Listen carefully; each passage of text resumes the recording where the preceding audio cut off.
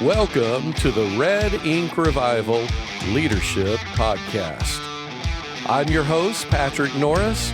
We're going to grow your leadership through neuroscience, psychology, and theology. Welcome, everybody, to the Red Ink Revival Leadership Podcast. I am so excited today to have my friend Philip Engle.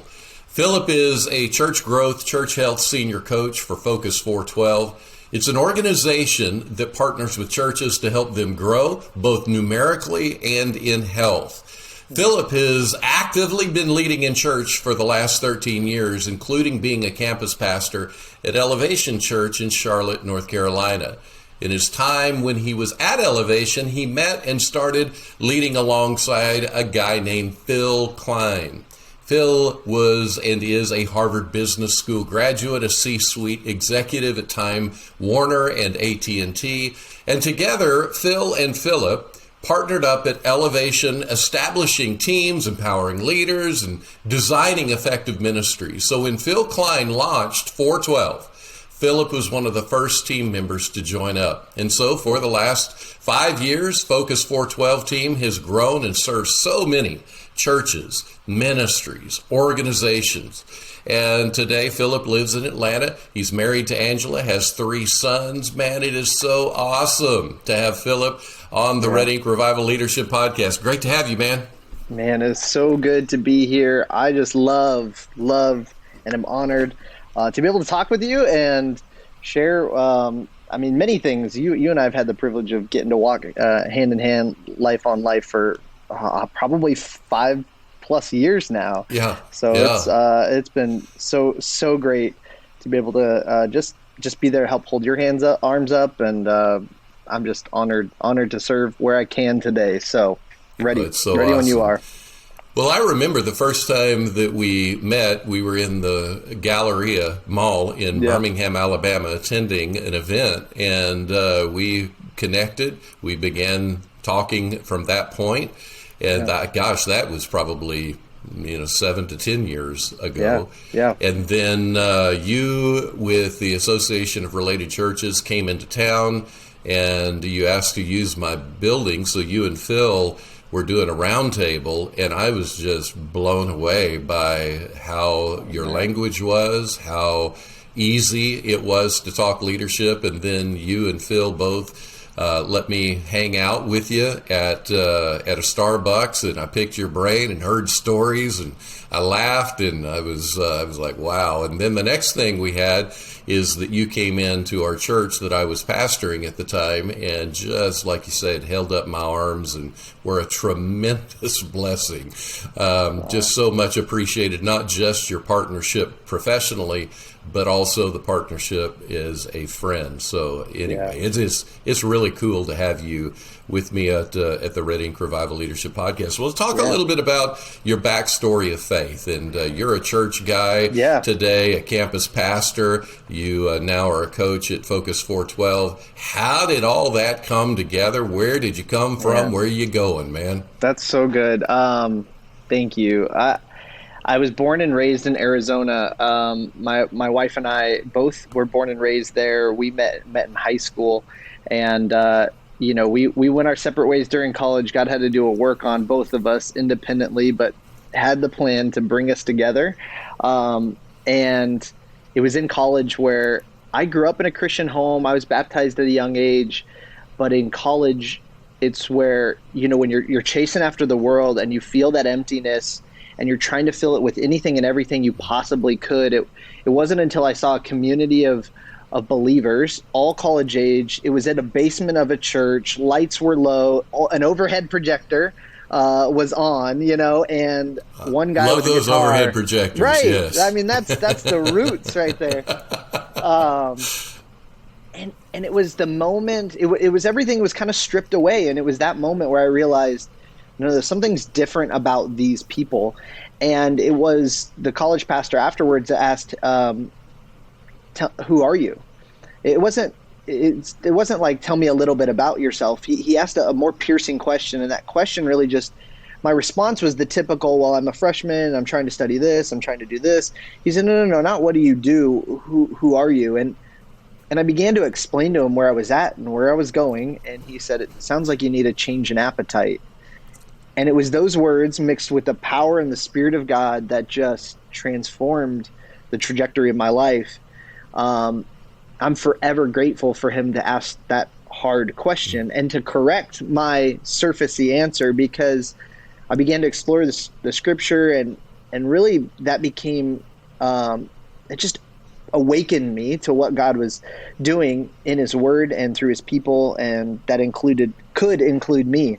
And so I moved to Florida. I started, changed my major. I went to a Bible college there and got my undergrad in Bible.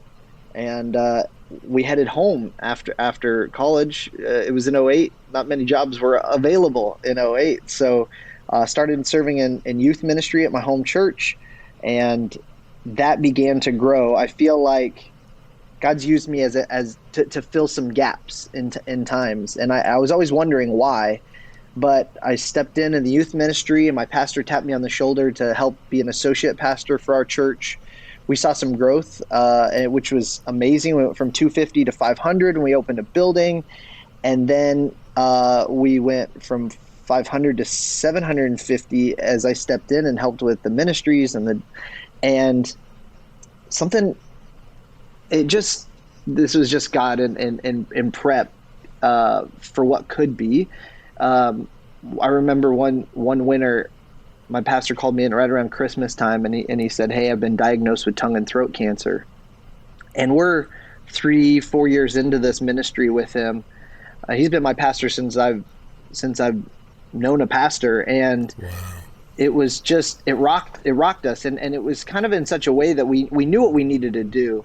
We were beginning to lift our heads up and look and survey the land and see what else is out there. Because I was born and raised there. I always felt like George Bailey from It's a Wonderful Life.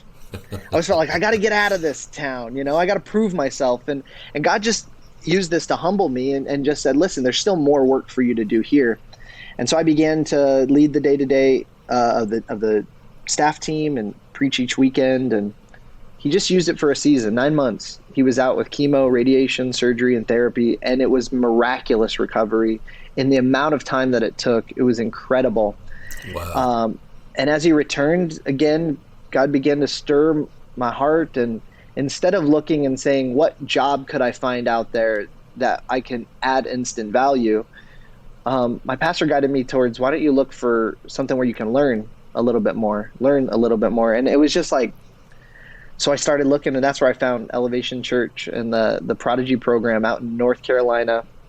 We went from applying to visiting to moving within a month. We sold half of our stuff. Goodness. We left our families. It was the hardest time we've ever had, and we didn't realize it, which is amazing. Wow. And so we spent 2 years at Elevation, again, filling some gaps. I went through the training program. I stepped in for groups.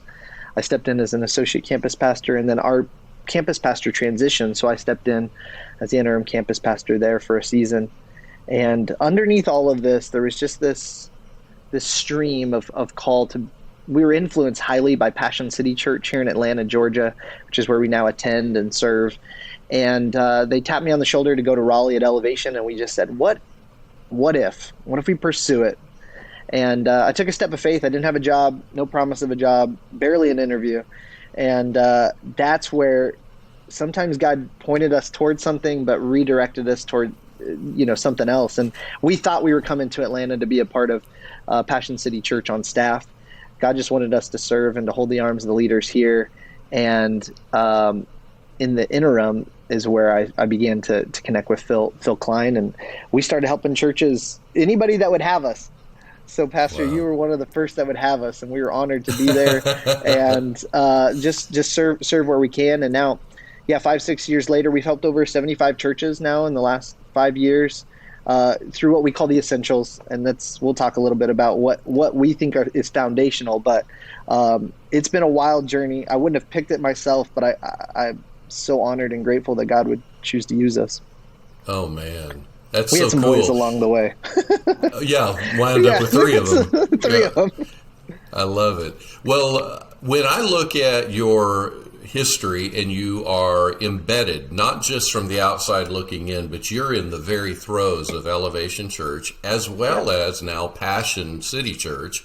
As you're looking at what really has made them who they are and what causes successes, or maybe even what you learned. What did you learn when you were at Elevation that helped you hone your leadership competencies, and what did you learn and have you learned at Passion City? Yeah, that's really good. It's a blend. It's a blend of spirit and structure. There can't be one without the other. And I think I learned about the intentionality of who we are, what we do, but underneath all of that, why do we do it? Because if we can learn the why, then I can apply those principles to various practices all over the place, different locations, different sizes, because I understand the heartbeat behind why we choose to do what we do. And through that, that's what I think at a lot of these organizations, some of these churches that are really strong, they've been able to articulate really clearly, here's why we're doing it, boil it down to transferable principles so that then can be the levers that we pull versus just teaching people to do this, do that, do this, do that. It breaks, I use this example a lot about my kids. I say it's circumstantial and it's contextual principles. So is it a circumstantial principle or is it a contextual principle? So the circumstantial principle, I tell my 5-year-old, don't touch the stove.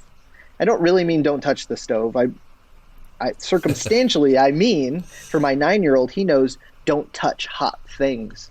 That's the lesson I really want him to know and to learn.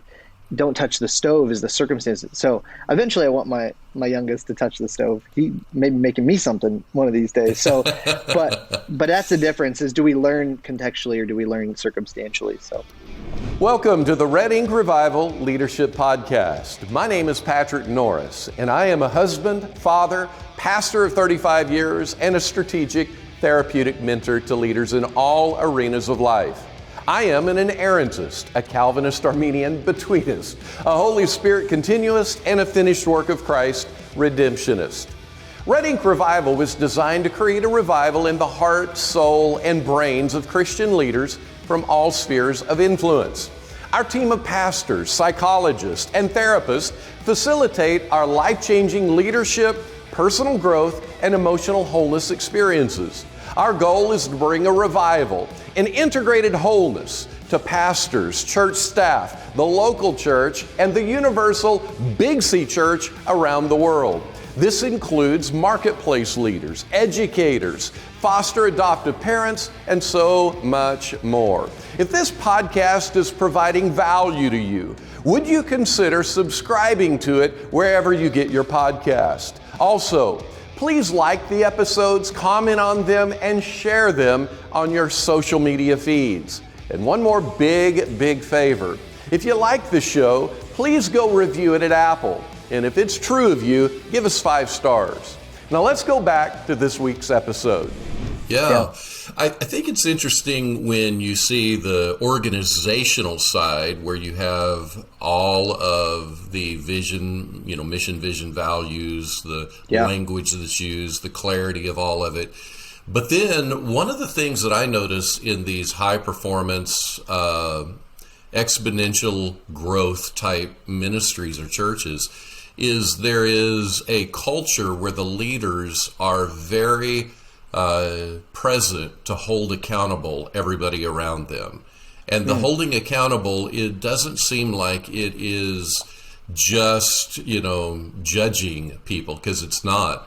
Right. It is really an activation of great love, that I love you too much to not check this. Yeah. And is that something you saw both at Elevation and at Passion City, where you have the big organizational clarity and then you have a culture of leadership that is really integrated down into, I love you too much to let mediocrity continue? Yeah. There's the values that drive underneath that undercurrent, the why that I mentioned, that we do what we do. But then it's the the passion of the leaders within the organization, not just the top level leaders, but it cascades down.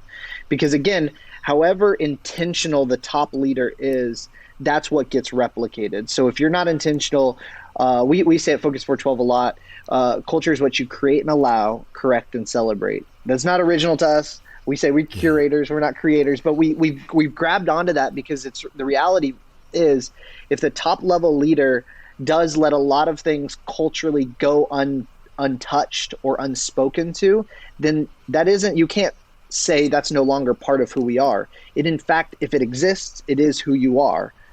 So the great organizations that you see and those high-powered leaders that you're talking about have the intentionality at their level and the levels below to proof that culture. And it is not out of just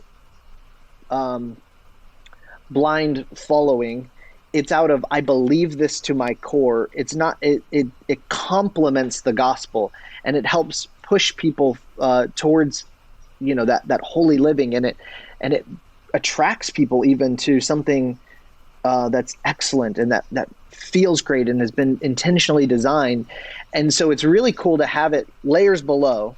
As an associate campus pastor or a groups pastor, I had multiple layers above me, but I never felt like, I always felt like they had something for me. They didn't want something from me.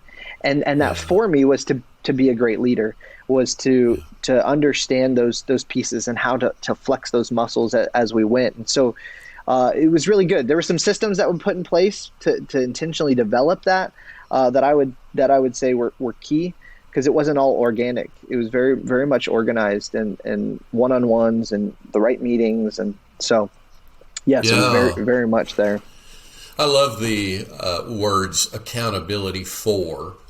In any of the work we do with helping people recover in compulsive impulse type behaviors, there is the need for accountability, but accountability is not about just checking somebody. It's not just about highlighting and critiquing. What it is about is helping the person process why they do what they do.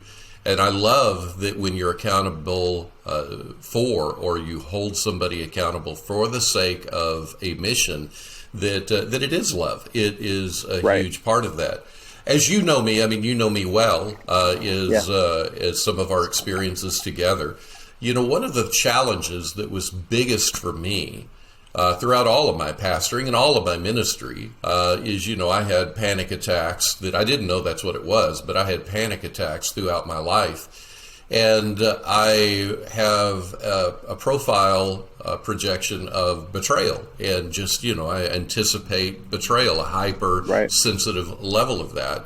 So to hold somebody into hey, this is what's going on, this is what you need to do, I could find myself being bold in a moment, and not just bold, but just very, I'm a big personality. I could be there. Right. And, but then when I'd leave that, man, the ruminations, the emotional spins, the fear of betrayal, what if they leave, and then, if they don't like what's going on and they're mad at me, then they take other people and they pull them into the momentum, and all of the emotion that would be around that would create a toxic kind of experience for me, and even as the relationship would evolve. How much do you deal with that when you're working with leaders today? Because if it's not panic, if it's not betrayal, there's probably about 100 or 1,000 different nuances that could be there that are beyond just, coaching up somebody in the competence side of things. Yeah, that's so good. I know we all have insecurities, and those insecurities are going to either echo or shout in our minds in the conversation or even after the conversation. And I can speak from what I've experienced to be really helpful. And I've been in a few situations that it has actually repelled me. And even if the intention was to keep me and to correct me and to train me, the approach that they took actually repelled me. I would say that, and Phil Klein has done such an incredible job. There's something I've learned from him, because I'm highly systematic. I'm very goal oriented. I'm driven, and he is highly relational. And so if he's going to be in a room, he's going to find the one person and they're going to be talking for the next hour. And he's going to get to know any and every piece and part of you. And I'm probably going to be the one that's hopping around, and I want to hear your story and how those two connect with this person over there. And so we can't be two extremely different people, but when God brings us together, there's been some balance that we've found with each other. And I've found the relational component, that a relationship is really the only lasting currency that we have. That's it. And so it comes down to, how do I build a relationship with a person on a foundation of trust? Because if I have that trust, then we can have conflict. But that conflict doesn't question our relationship in totality. The conflict is just a test of the relationship and the trust that we've already built. Once we have conflict, then we can have what we're talking about here is unity, and then accountability, which then gives us results. So think of it almost as a ziggurat pyramid that stacks on top of each other, is that if I don't have that foundation of trust, then I can't have conflict, or I can't have those difficult conversations. So it begins on that relationship with trust. The last thing I've found, and this feels so counterintuitive, that Phil has always communicated in my relationship with him, in our working relationship, that he is leading me with an open hand, which means he truly wants what's best for me and the calling that God has for me, even if that means leaving Focus 412. Now, that's a big statement if you understand the scope of what I do for Focus. I lead the day-to-day. Like he's saying, hey, I think this is going to be yours one day. And so he's led like that, to say, give me every password, every insight to everything. But he still holds me with such an open hand. You would think that if you do that with a person, they're going to jump out at any given moment and you're going to be left with nothing. But in reality, that open-handed leadership has actually endeared me to that hand more than anything. And so I've just, there have been some counterintuitive things that I've learned along the way, just as a student of leadership. And I'm like, we got to double down on that trust, that relationship, and then hopefully holding people and believing the best, that I want what's best for you, not what's best for me. And that actually draws people to each other for long periods of time. So, hey, have you ever wanted to explore how your backstory is influencing your present story?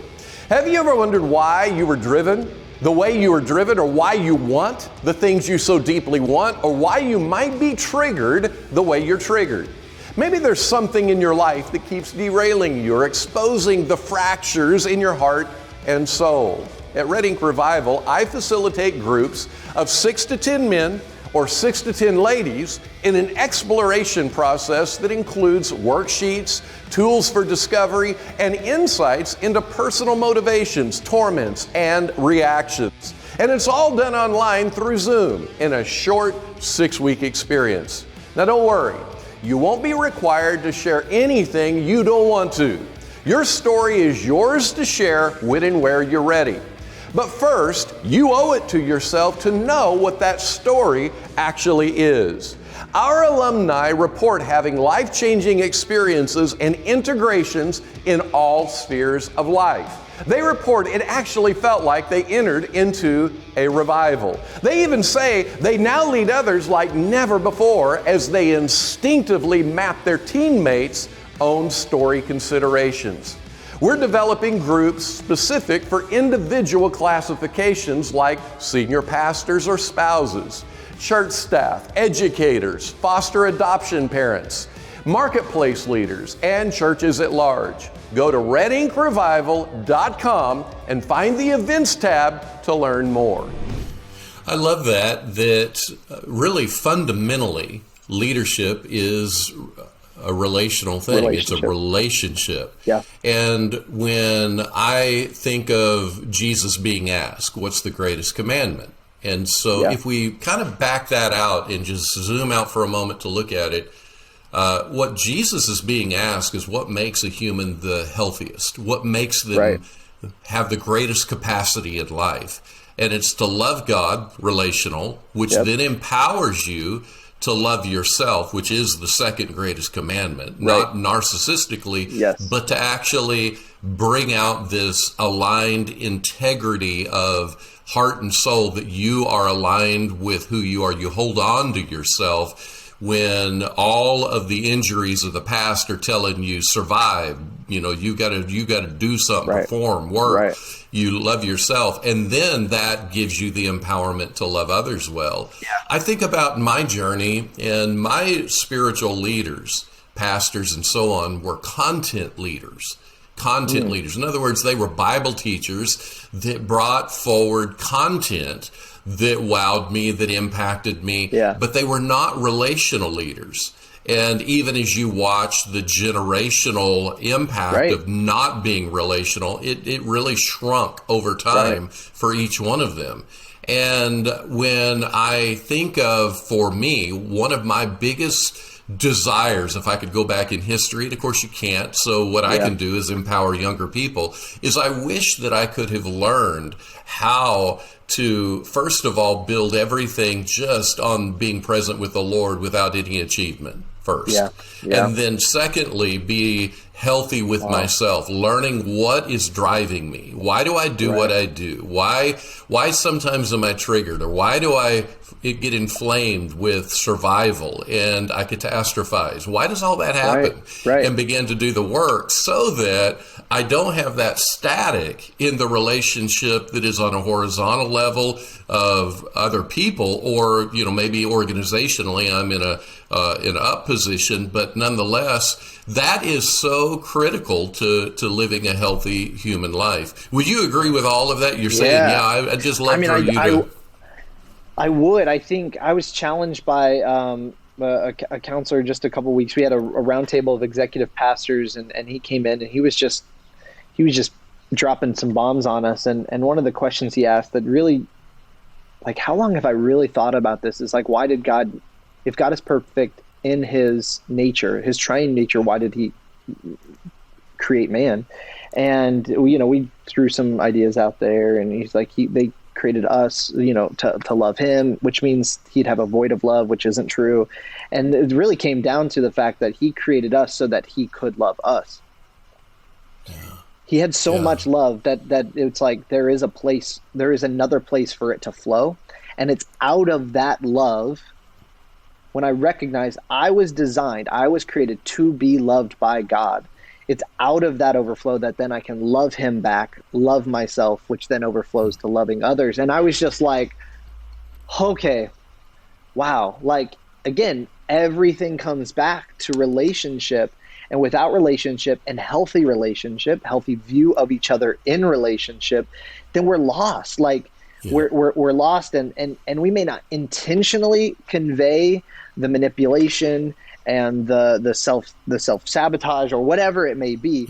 I'm also thinking your audience is brilliant. I mean, I was looking back at these podcasts and I'm like, man, you guys I hope I bring something of value, but I'm really learning more from you all. And it was just like, it's just so key how that core of that relationship and my identity found in that relationship, and not in my perspective of others, or the view that others proclaim to have of me, my work, all of that stuff. I'm still exploring a lot of that too, because when you talk about just being that self-aware, it's hard in the moment when those waves of emotion or voices start just screaming at you. So I do agree 100%.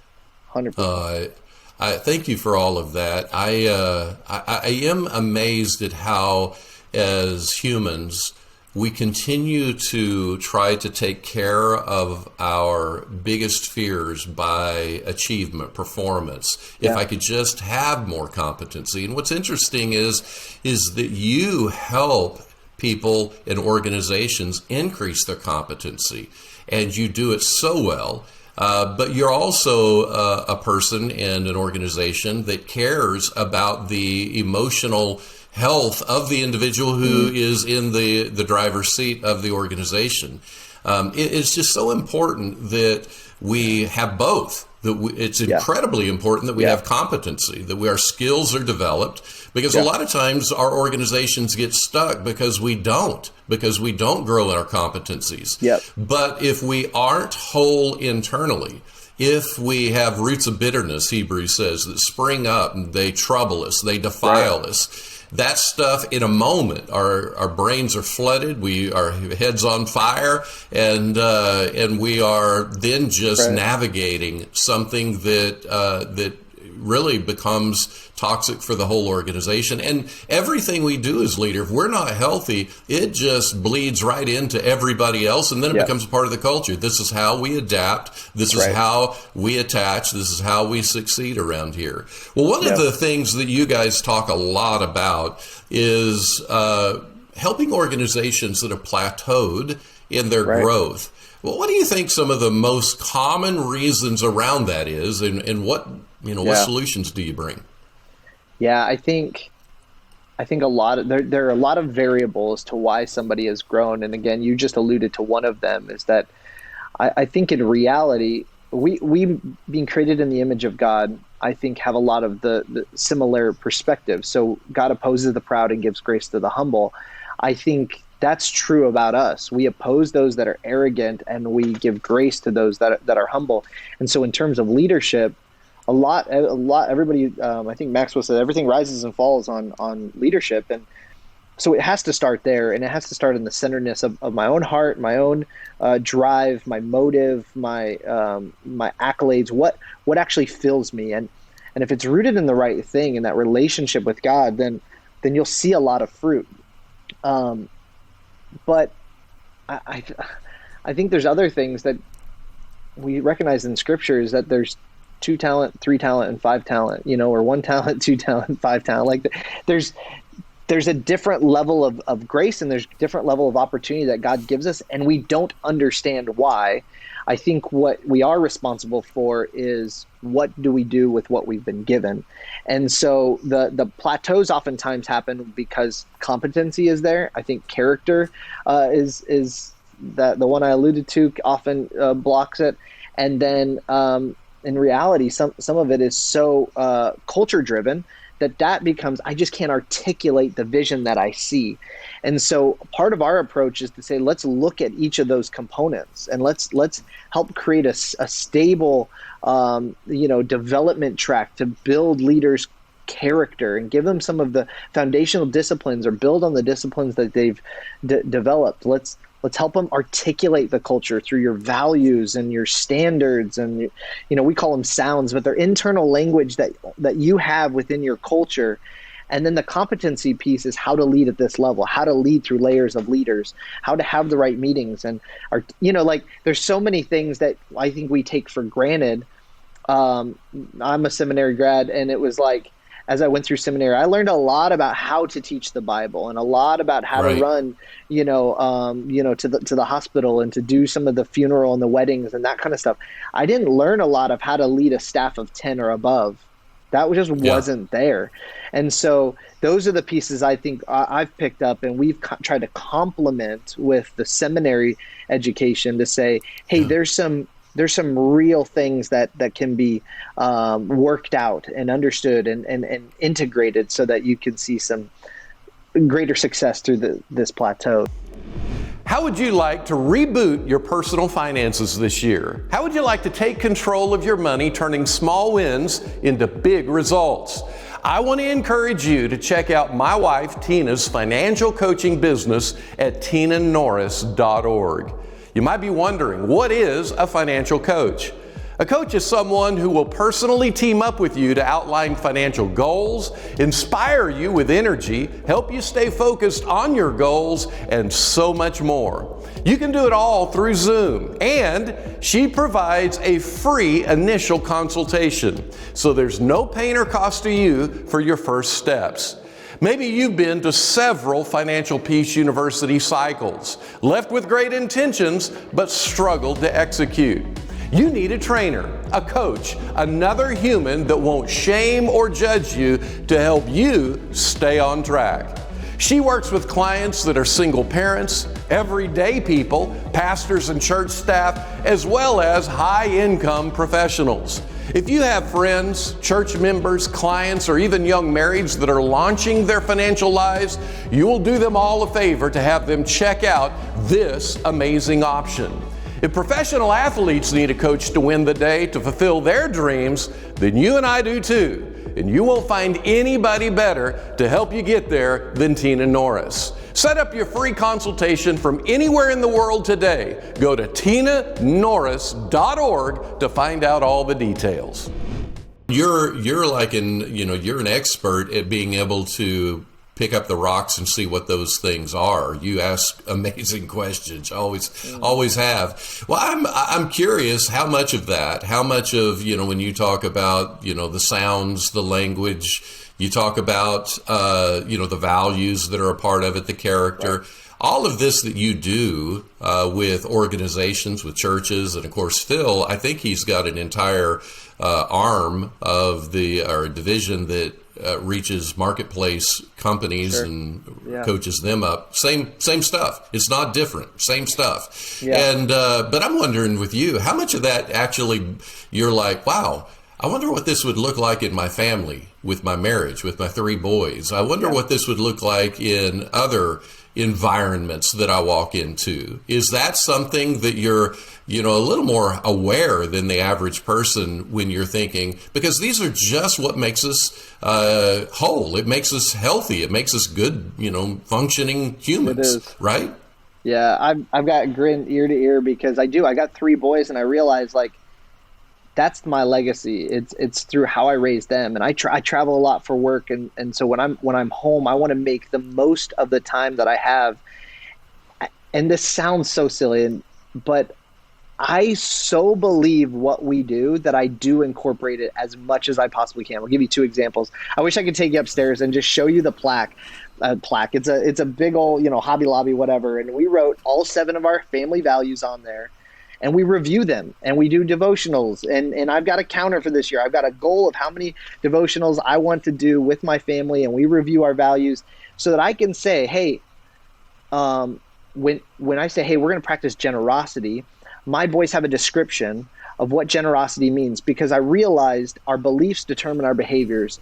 And if they can believe in generosity and the reason behind generosity, then that can become a natural part of it. I found myself early in as a dad saying we don't do that. But how does a 5-year-old or a 3-year-old know what we do and what we don't do, right? I had to hang it on some of these hooks. And so I said, hey, we practice being generous. What that means is what God gives to us, he wants to give through us.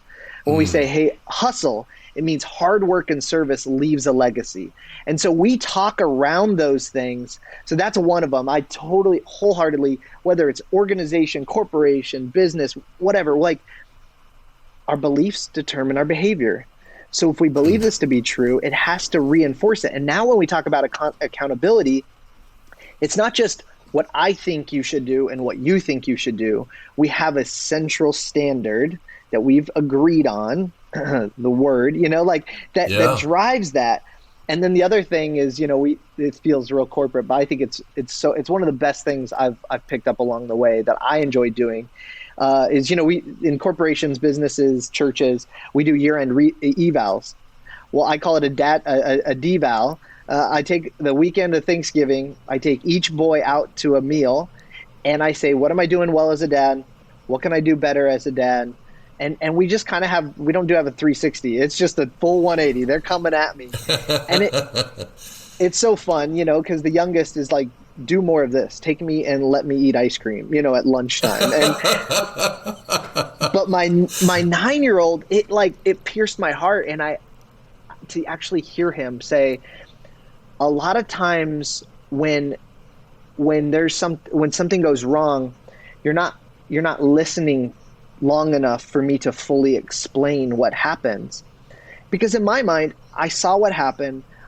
I can kind of assume what you were trying to do. Yeah. We just need to fix the problem. And in reality, he just wants to be heard. And it was just as much as I loved to hear it, I hated hearing it, because it was a true reflection of my mind's already in other places. but it needs to be right there. And so I couldn't smile more of like, I try my private life has to match the public life. What I profess has to be what I practice. So there's a few things there that I don't want to speed by. One is that you have a 9-year-old who has the emotional intelligence, the internal awareness to be able to articulate that. That is amazing. Wow. Because that's such a gift. Yeah. And the truth is that is a part of his skill set that is going to show up and bloom in places that you're like, oh, wow, that's amazing. Yeah. I love that you make space for that. One of the things that you said early there was around your values, one of which is generosity. And you said that what that means is that God gives it to us so that he can get it through us. I believe that was the exact statement.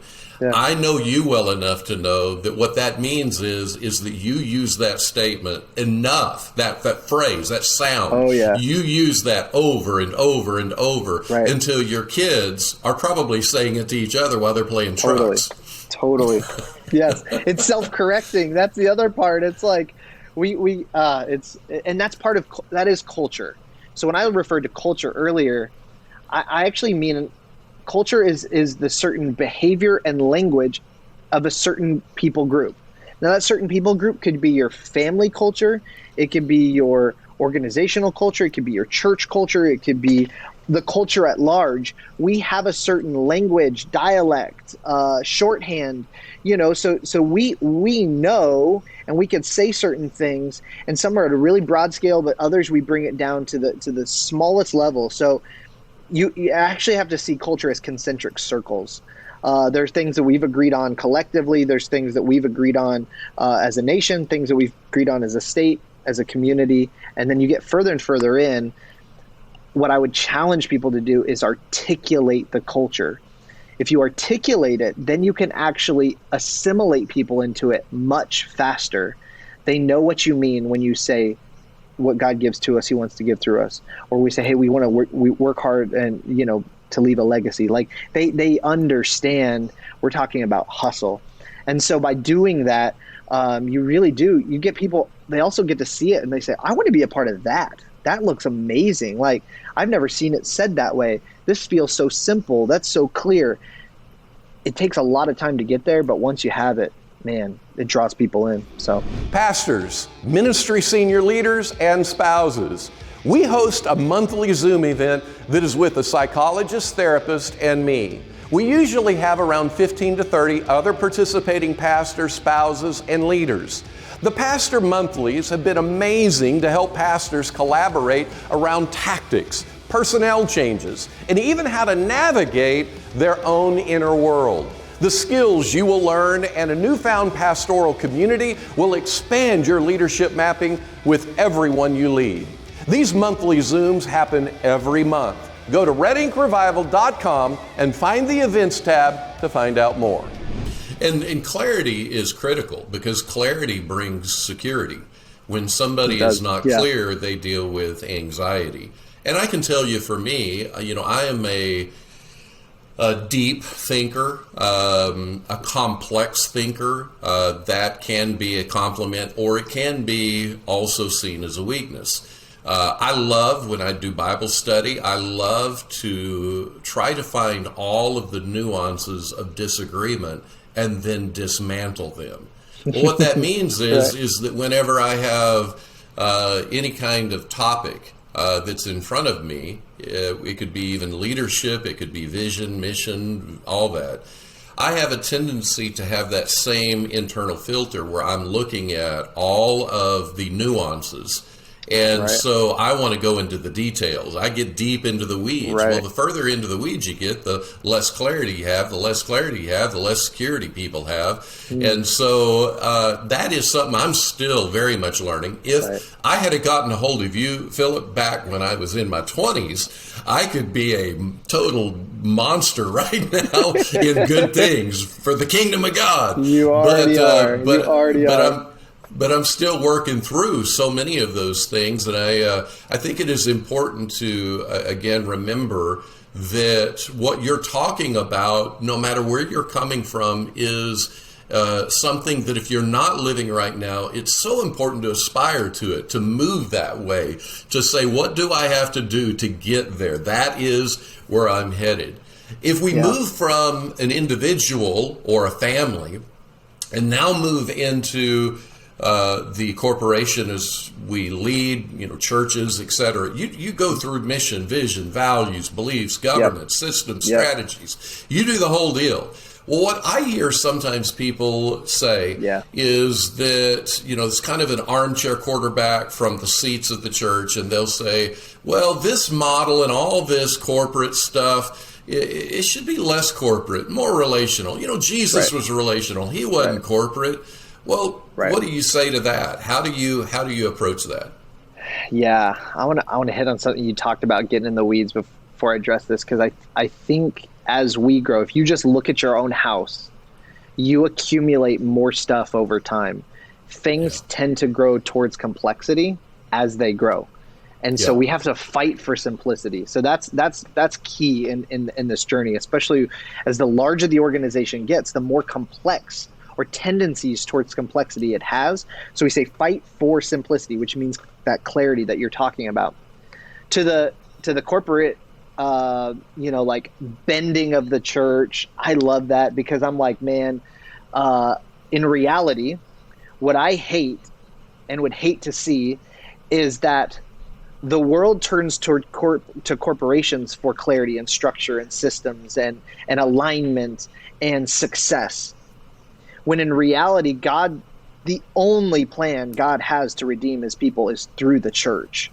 And I think he would apply some of the same principles and practices that he created the world with in terms of systems and structure and order, like day one. He didn't do it all in day one.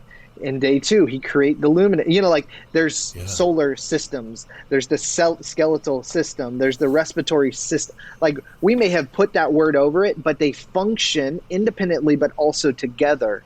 They have their own independent workings, but together is what makes up the body. And I think, man, let's claim that back from the corporations. Let's get that back, and let's let the corporations look to the church to say, wow, that's a healthy, scalable organization. It just happens to be a church that can produce great leaders, healthy individuals, and so that's what I would say. I would say it's how God designed the body, our individual body, but it's also maybe a good map for how we should design his body, the church. So I love that. I love that answer. It does. It reminds me of how people pit science against God. You can't have both. And it's like, wait. God's the one that created the ability for science. Science is just knowledge, and it's the study of the way things happen, the way things work.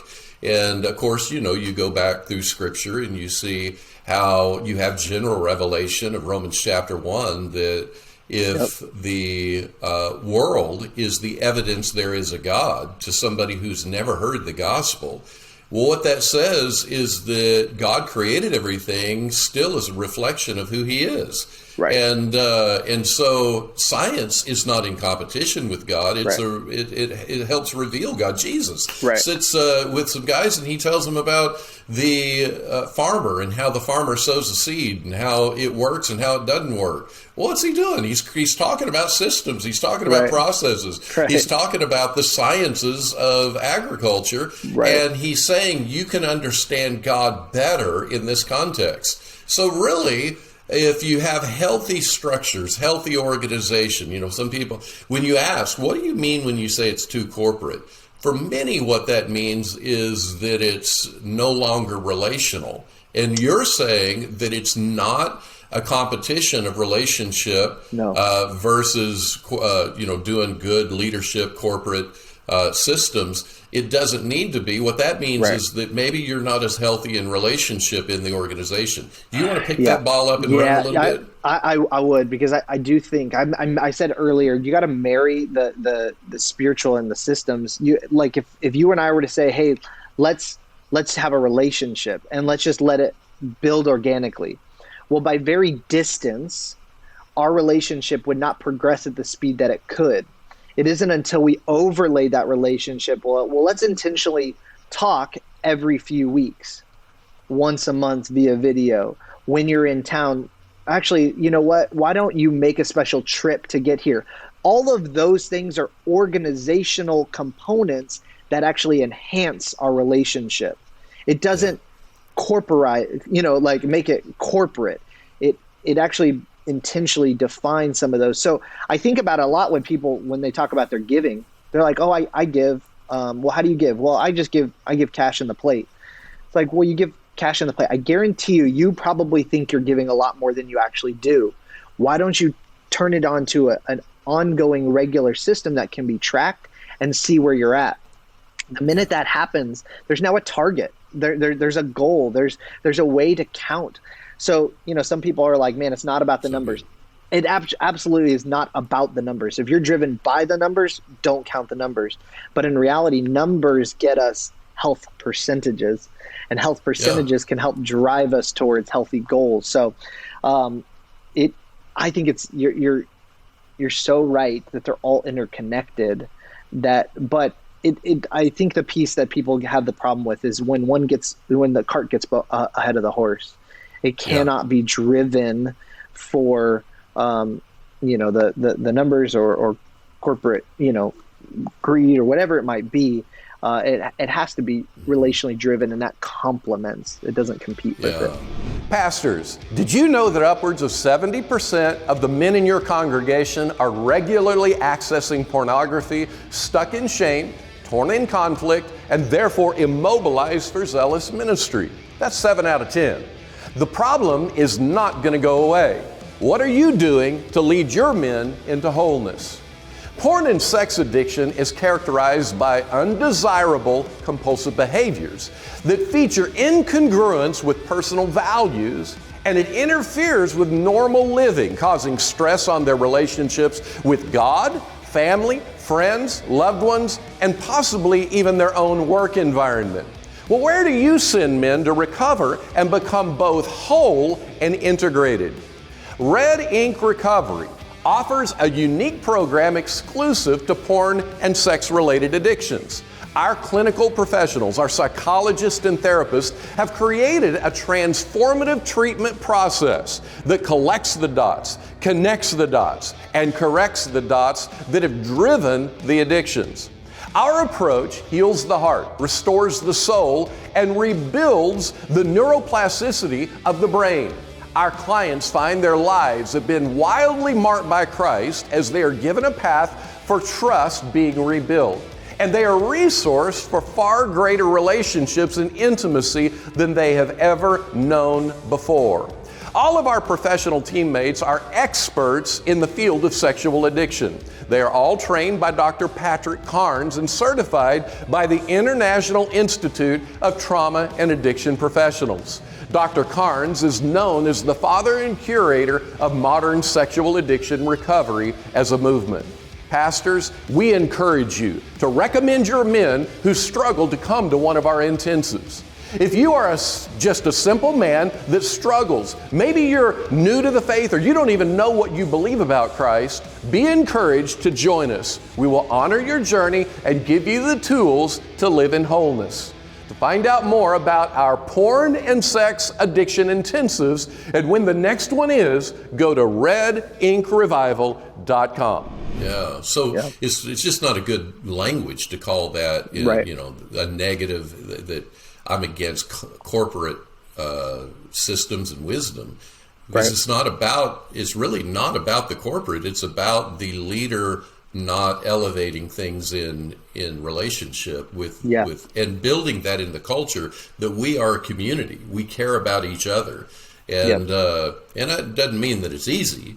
I know for me, that's not always easy. And I'm like you earlier saying that, I'm a get it done, let's create a solution. Your 9-year-old would have really loved me because I think I would have told him like you. I'd be like, well, I already know, man. First 5 seconds, I know what's going on. I see this. I see everything going on. Right. Yeah, I mean, I was you. I mean, you just did what I would have done when I was 9. I know why you did what you did. Exactly. But again, it doesn't honor process. So I think that's so healthy. Let's talk a minute about corporate language and the sounds.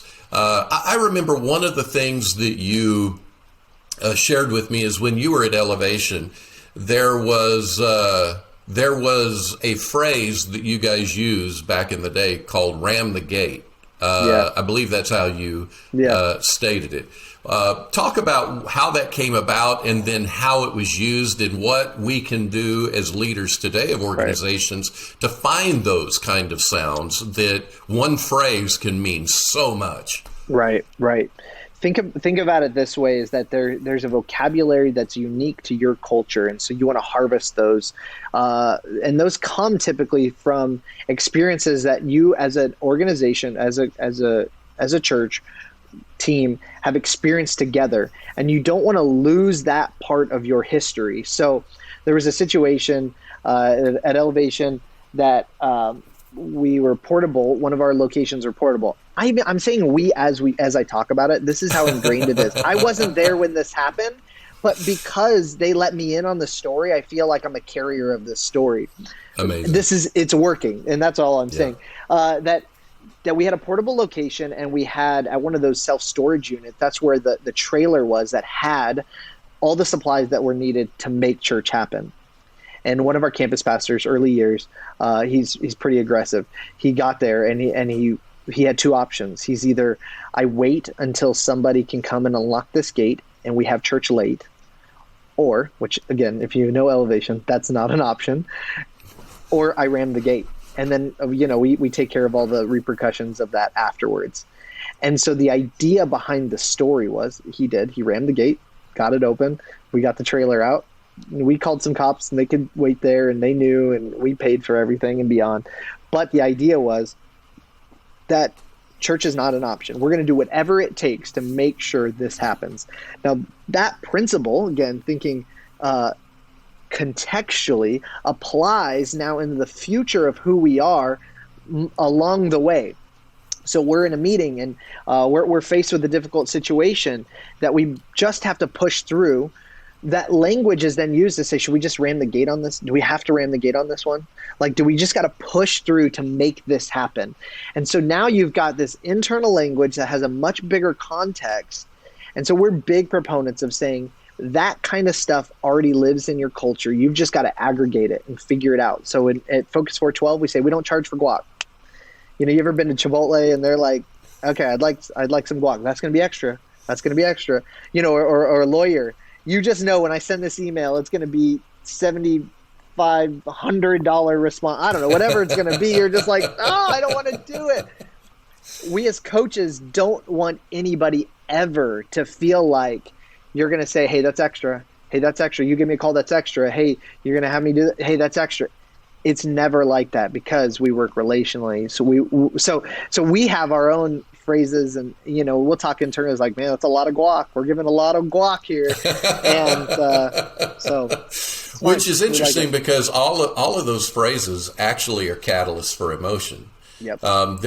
Because there's so much behind them. When you say ram the gate, like if I'm sitting in a meeting with you, knowing that story, and I hear somebody say, "Do we need to ram the gate?" I start feeling the charge. I start feeling the rush of what are we going to do to make this happen? And it is amazing that language, that sounds, that phrases can create that kind of intensity. Even when you talk about people don't pay for the guac, there is a...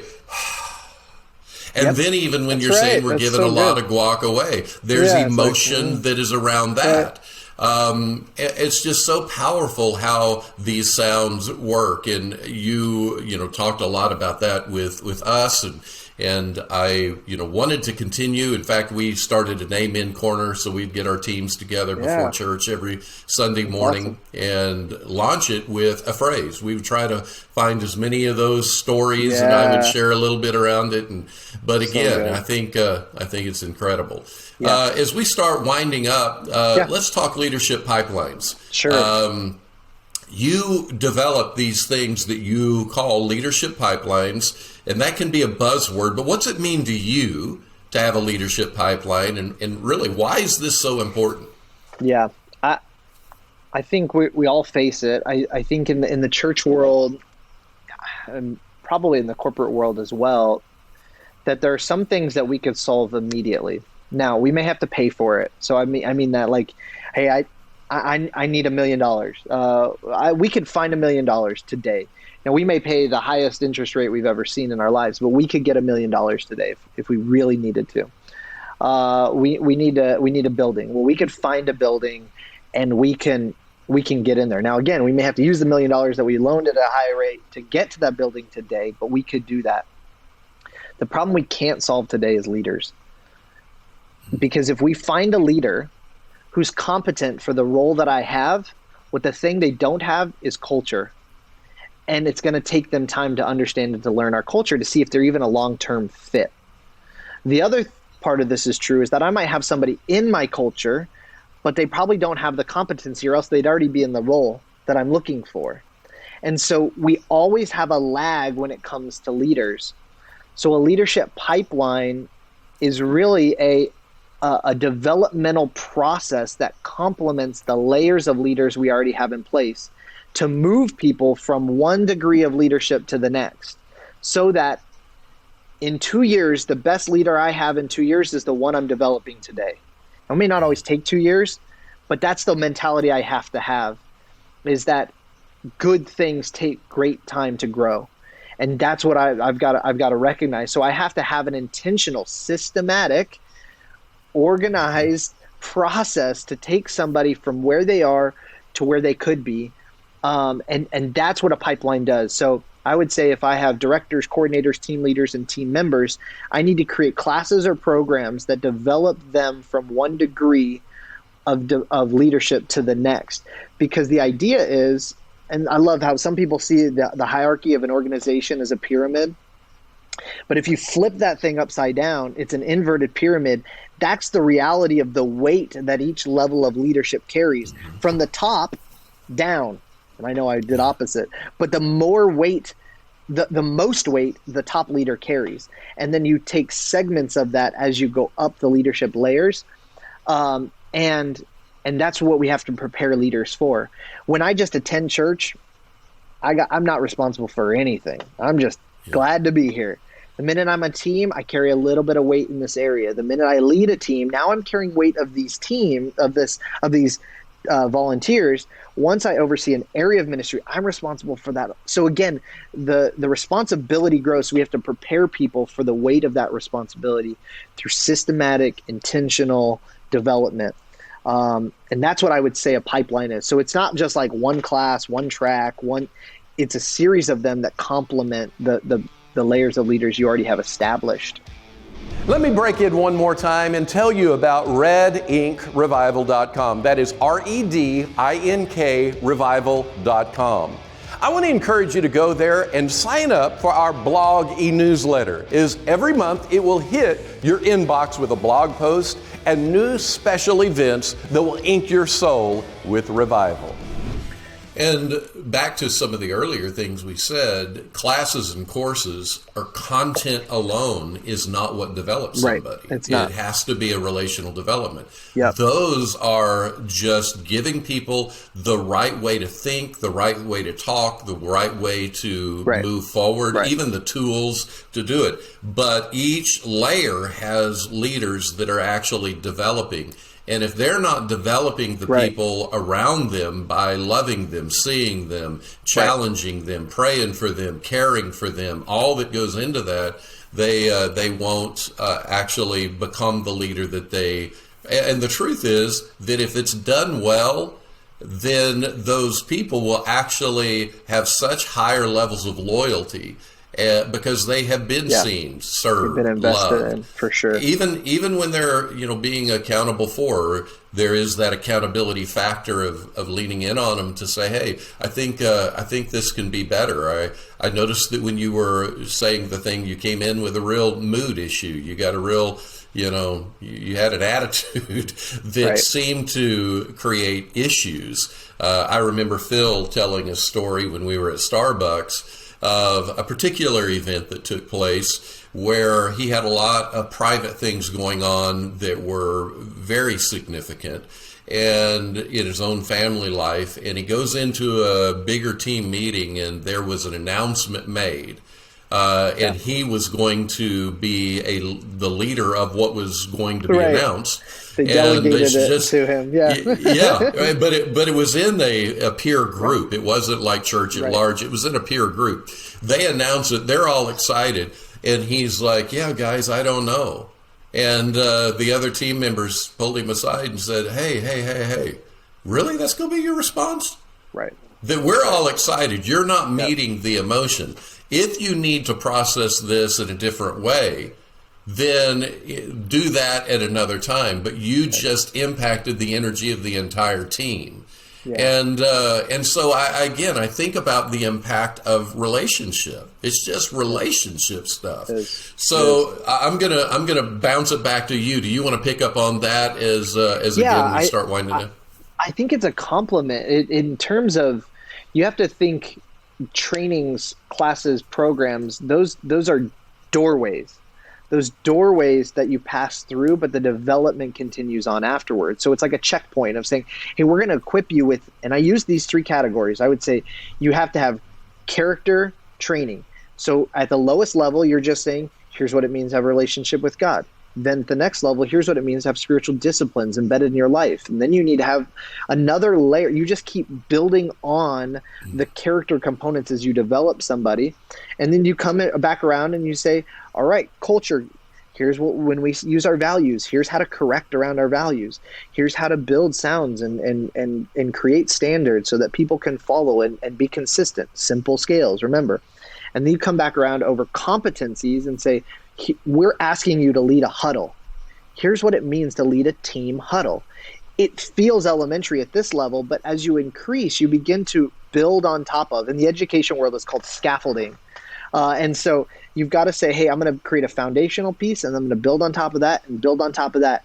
So it's ideal that if you go through these checkpoints, you will complement the competencies and the culture and the character pieces that we've taught. However, it's between the checkpoints that everybody's under somebody else's leadership, and that leader's responsible primarily to develop you as an individual, not to delegate work for you to do as a doer.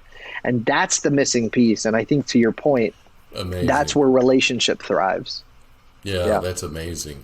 So, and all the content stuff that you help build the scaffolding with, that stuff, as you at Focus 412 work with churches and organizations, you actually help provide ways to think about that. You coach them through that. And so in 5 years, you've had 75 churches that you guys have helped.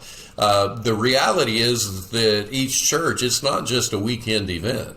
No. You're with churches walking it out over the long haul. And I've got friends that you have worked with, not only with me but others, and you make a huge impact. Is there any final words that you'd like to offer to everybody?